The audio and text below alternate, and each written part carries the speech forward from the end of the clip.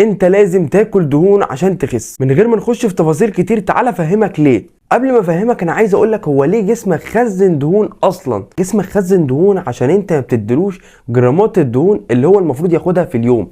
يعني مثلا جسمك محتاج 50 جرام فات، طبعا دهون صحيه في اليوم لازم تدخلهم له. لو انت بتدخله اقل جامد من 50 دول او اكتر جامد من 50 دول هتخزن دهون. فعشان كده ممكن تلاقي ان ناس ما بتدخلش ولا جرام فات في الدايت بتاعها ومع ذلك بتزيد دهون. طب بتزيد دهون ليه؟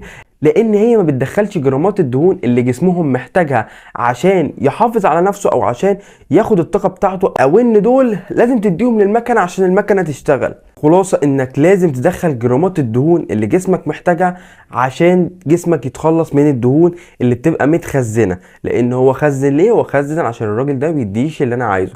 اول ما تديله اللي هو عايزه ويحس ده على مدار اكتر من 30 يوم يبدا يطلع الدهون المتخزنه